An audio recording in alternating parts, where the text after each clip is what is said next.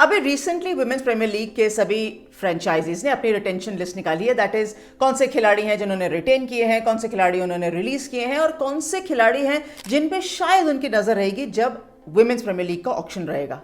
तो चलिए हम नजर डाल लेते हैं कि अभी तक की टीमों की क्या सोच रही है।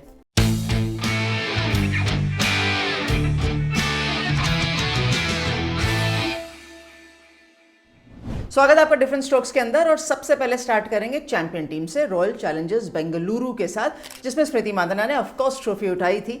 तो उनकी टीम अभी तक किस तरीके से दिखती है? भाई बहुत ज्यादा बदलाव है नहीं और करने की जरूरत भी नहीं है। जब टीम चैंपियन बनी होती है तो बदलाव करने ही क्यों है? वो बदलाव ये पिछले सीजन थोड़े बहुत जो थे वो कर चुके थे पिछले सीजन से पहले के ऑक्शन के अंदर। तो जो फोकस रहेगा ना वो है जो इन्होंने खिलाड़ी रिलीज कर दिए हैं। सबसे बड़ा नाम जो उसके अंदर रहेगा हेदर नाइट का। ऑफकोर्स पिछले सीजन ये आई नहीं थी क्योंकि इंग्लैंड की ड्यूटी पर थी, उन्होंने अपना नाम वापस लिया था। नडीन डिक्लर्क आई थी। नडीन डिक्लर्क, हेदर नाइट दोनों ही नॉन रिटेन्ड लिस्ट के अंदर है, दैट इज रिलीज्ड प्लेयर्स की लिस्ट के अंदर। उसके अलावा ऑफकोर्स शुभा सतीश, दिशा कासत, इंद्रानी रॉय, सिमरन बहादुर एंड श्रद्धा का भी नाम है। तो जो फोकस जाएगा ना वो हेदर नाइट और नडीन डिक्लर्क पर जाएगा। नडीन डिक्लर्क ऑफकोर्स साउथ अफ्रीकन टीम का हिस्सा रही हैं, क्वालिटी ऑलराउंडर हैं, एज अ रिप्लेसमेंट आई थी लेकिन कंटिन्यू नहीं कर रही क्योंकि उनको लगता है, दैट इज आरसीबी को लगता है कि जो मिडिल ऑर्डर है उसके अंदर शायद वो एक और स्ट्रॉन्गर प्लेयर डाल सकते हैं, इंडियन प्लेयर या हेदर नाइट। हालांकि क्वालिटी प्लेयर हैं, पहले सीजन ऑफ WPL के अंदर उन्होंने बहुत बढ़िया बेहतरीन प्रदर्शन दिखाया था, उनके नंबर्स पे कोई डाउट नहीं है, उनके अनुभव पे कोई डाउट नहीं है। सेकंड सीजन में खेली नहीं थी तो कहीं ना कहीं टीम ने ये सीखा है कि बिना हेदर के भी काम चल सकता है, या हम देखेंगे ऑक्शन के अंदर हमें जाके लेना है या नहीं।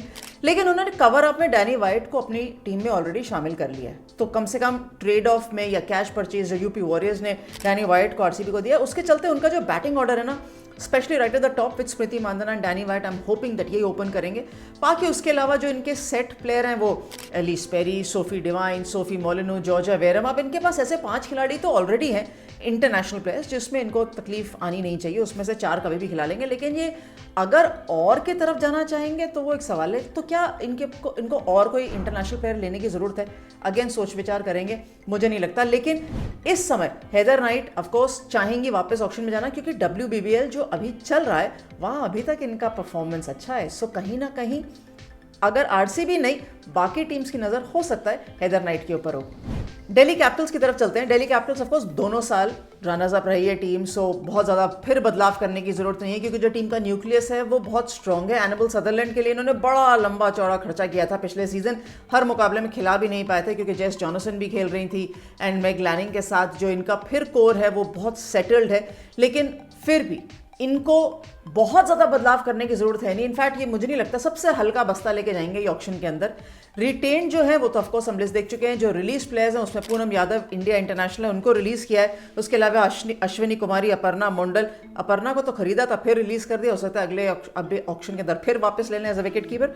और लॉरा हैरिस, उनको तो खिलाया ही नहीं, उनकी शक्ल ही नहीं देखी। उनको ये पता है कि उनकी जो बहन है वो ग्रेस हैरिस है, वो दूसरी टीम में जरूर खेलती है यूपी के अंदर, लेकिन लॉरा हैरिस को देखा ही नहीं है बिल्कुल। So Delhi capitals is pretty much set side. तो मजा आएगा कि ये अपना जब टीम को कॉम्बिनेशन बनाने बैठेंगे और जो प्लेयर्स ऑक्शन के अंदर अवेलेबल रहेंगे किसके लिए ये सबसे ज़्यादा बोली लगाते हैं या शांत बैठते हैं, बढ़िया सी कॉफ़ी पीते हैं और ऑक्शन खत्म। मुंबई इंडियंस की तरफ नजर डालेंगे तो फिर लगेगा कि क्या क्या चीज़ें बदलनी चाहिए क्योंकि जो इनका कोर है वो तो Nat Sciver Brunt, Harmanpreet Kaur, Amelia Kerr, ये बहुत बढ़िया है। शबनम इस्माइल पिछले सीजन जाके जुड़ चुकी थी। हेली मैथ्यूज इनके पास हैं। क्लोई ट्रायन जो इनके एक और इंटरनेशनल प्लेयर है, वहाँ तो बारी नहीं आई। तो इसलिए जब रिलीज प्लेयर्स की लिस्ट में इजी वोंग का नाम वहाँ पर आया तो ये लगा अरे ये खिलाड़ी तो वो हैं जिन्होंने पहले सीजन के अंदर हैट्रिक भी ली थी, सबसे बढ़िया गेंदबाजी में प्रदर्शन किया था, तो इनको सेकेंड सीजन में क्यों नहीं खिलाया, और अगर नहीं खिलाया तो कोई बात नहीं, रिटेन क्यों नहीं किया। तो रिलीज प्लेयर्स की लिस्ट के अंदर सबसे ऊपर नाम ऑफकोर्स इजी वोंग का है। उसके अलावा फातिमा जाफर है, उमेरा काजी है एंड वेल इनको ये देखना जरूर पड़ेगा कि अगर by any chance fast bowler की कमी खली तो कोई बैकअप तो होना चाहिए। तो ये ऑक्शन में किसकी तरफ जाना चाहेंगे? मुझे लगता है क्योंकि इन्होंने हुमेरा काजी को भी रिलीज कर दिया तो कहीं ना कहीं ये एक मिडिल ऑर्डर ऑलराउंडर देख रहे हैं कि अगर फिट करना पड़े तो हम मिडिल ऑर्डर ऑलराउंडर की तरह जाएं। हालांकि अमनजोत कौर हैं इस टीम में, जिनमें कलीता भी हैं और प्रदर्शन पिछले सीजन उनका था नहीं। अमनजोत काफ़ी समय से इंजर्ड भी थी। डोमेस्टिक क्रिकेट WPL के बाद की बात कर रही हूँ। तो सोच अभी भी यही रहेगी कि इसी वोंग, हालांकि इसी वोंग 2 मुकाबले खेली थी आयरलैंड के 3 मुकाबले खेलनी थी, 2 विकेटें ली उन्होंने आयरलैंड के विरुद्ध। ये सीरीज इंग्लैंड की टीम खेलने गई थी जब विश्व कप होने से पहले, लेकिन वो टीम खेलने गई थी जो विश्व कप खेलने नहीं आ रही। तो इंटरनेशनल क्रिकेट टीम के आसपास हैं, क्रिकेट खेल रही हैं, लेकिन शायद मुंबई इंडियंस को लगता है इनको रिलीज कर दीजिए, बाद में देखेंगे अगर ऑक्शन में खरीदना होगा तो। यूपी वॉरियर्स पर नजर डालते हैं और अभी भी ये टीम सेटल कर ही रहे हैं। डैनी वाइट को तो ये ऑलरेडी ट्रेड ऑफ कर चुके हैं, तो चामर यातापट्टू इनके पास है इनके न्यूक्लियस के अंदर। हालांकि जो बेस है वो of course Healy, Grace Harris, Tahlia McGrath, Sophie Ecclestone के साथ इनका बेस बनता है। चामर यातापट्टू पिछले सीजन खेली थी जब तालिया मेग्रा का फॉर्म बढ़िया नहीं था, लेकिन इन्होंने जो रिलीज़ किए ना प्लेयर्स, ऑफकोर्स लॉरेन बेल आई नहीं थी, इन्होंने अपना नाम वापस ले लिया था। यशस्वी, ये भी इंडिया अंडर 19 प्लेयर थी, इनको भी अभी तक हमने देखा नहीं है। पार्श्वी चोपड़ा एंड लक्ष्मी यादव। तो फिर ये भी टीम ऑक्शन के अंदर जाएगी विथ कुछ सवाल कि हमें क्या स्ट्रेंथन करना है, middle order, lower middle order, fast bowling, या कुछ और ढूंढ रहे हैं हम एज अ कॉम्बिनेशन, क्योंकि हमारे इंटरनेशनल्स तो सॉर्टेड हैं। डोमेस्टिक प्लेयर्स कौन से वाले चाहिए, किसके पीछे हम जाना चाहेंगे। गुजरात जायंट्स की तरफ चलते हैं। जब गुजरात जायंट्स को देखेंगे तो कहेंगे इनकी सोच किस तरीके से, क्योंकि जितने भी इंटरनेशनल प्लेयर्स हैं ना वो स्ट्रॉन्ग बैटर्स हैं। बेथ मूनी लगा लीजिए, फीबी लिशफील्ड है, एशले गार्डनर है, ये 3 ऑस्ट्रेलियन है, साथ में एक साउथ अफ्रीकन कप्तान है लॉरा वुल्फर्ड। तो क्या इनको इंटरनेशनल बैटर्स की ज़रूरत है? तो लगेगा नहीं, इनको ज़रूरत नहीं है। तो ये क्या ढूंढ रहे हैं, क्योंकि जो इन्होंने खिलाड़ी रिलीज़ किए ना, वहाँ स्नेह राणा नाम है, तरन्नुम पठान है, Trisha Poojitha, Veda Krishnamurthy, Kathryn Bryce, Lea Tahuhu and चीटल। अब नाम Bryce, that is Kathryn Bryce, Scotland की कप्तान रही है। हाल ही के अंदर इन्होंने इतना बढ़िया प्रदर्शन किया। इनफैक्ट गेंदबाजी तो इन्होंने अपना योगदान पूरा दिया है, बैटिंग से भी थोड़ा बहुत योगदान दिया है, लेकिन पिछले सीजन और अगला आने वाले सीजन के बीच में ना इन्होंने स्कॉटलैंड टीम की कप्तानी करी है। तो आपको अगर ये भी ऑलराउंडर सूट नहीं करता है तो फिर कौन सा खिलाड़ी सूट करता है? या फिर इनको लग रहा है कि ये ऑक्शन में जाएंगे वापस, अगर इनको खरीदना होगा तो हम ले सकते हैं। लेकिन सवाल फिर भी यही है कि क्या आपको कैथरीन ब्राइस को जाने देना चाहिए था? बिकॉज आपने तो जाने दिया, क्या पता दूसरी टीम उनको एकदम से अपने पास बुला ले, और वो टीम कोई भी हो सकती है, यूपी वॉरियर्स भी हो सकती है, वो टीम मुंबई इंडियंस भी हो सकती है, कोई भी टीम हो सकती है।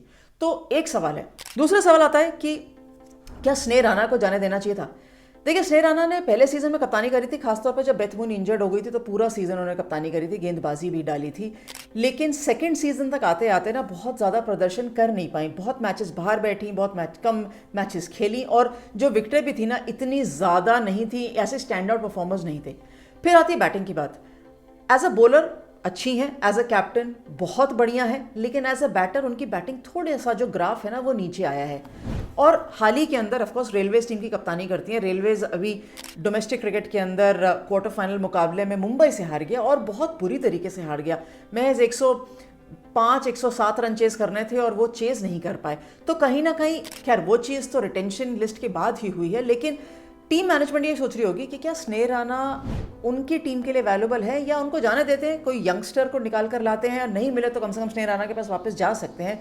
लेकिन may be Gujarat feels that she will not add value, जैसे तहूहू विल नॉट ऐड वैल्यू। हालांकि सवाल है मेरा तहूहू के ऊपर कि क्यों वो वैल्यू ऐड नहीं करेंगे, उन्होंने इतना बढ़िया प्रदर्शन किया है न्यूजीलैंड के खिलाफ।